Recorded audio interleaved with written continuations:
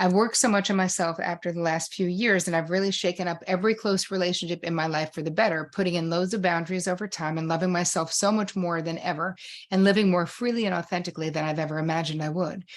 I've been single for nearly 5 years and starting to consider the possibilities of dating again, but I feel a little fear about ruining this if I meet someone, or a little afraid of the possibility of an old pattern appearing with a new potential partner. The last relationship I had was well before all of this inner work and ended very badly. Before this, I was in an emotionally abusive relationship.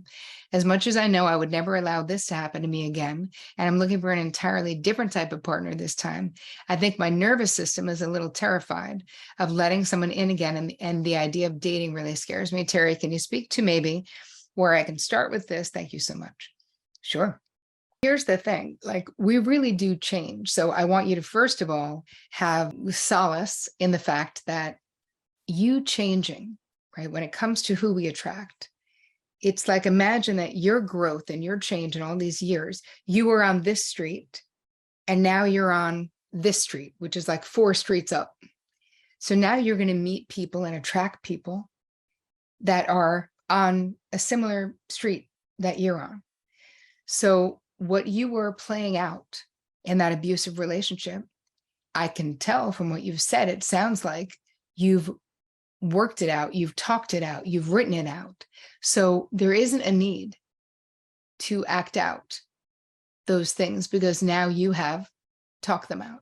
So my feeling is, I think you're naturally in a much better position to attract somebody healthy into your life from the work that you've done. And when you're dating, be really mindful.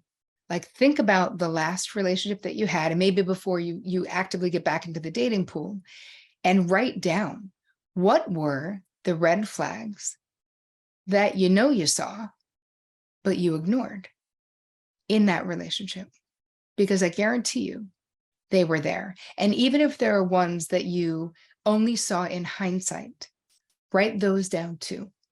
All the stuff that didn't work about that relationship, but all of the ways that you self-abandoned, because by doing some kind of an inventory like that, you're able to go, okay, here are the concrete ways that I contributed to being in a relationship that was not good. I'm going to be really mindful to not do that in any new relationship.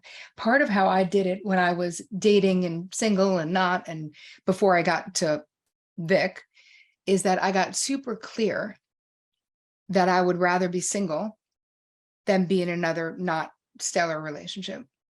That being in these relationships that were kind of mediocre, they were okay, they were loving, but I didn't want to do it forever. That's all.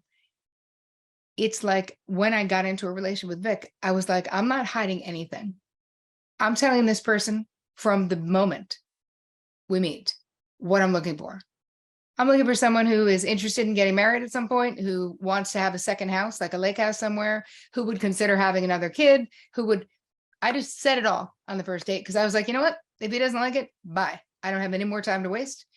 And I'm not dumbing down what I want for fear of rejection, because I've already lived alone and realized my life can be amazing by myself.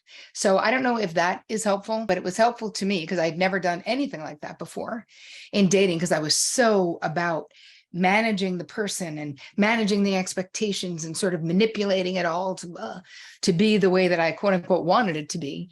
And I just decided that the liberation to be like, okay, I'm just going to let the chips fall where they may.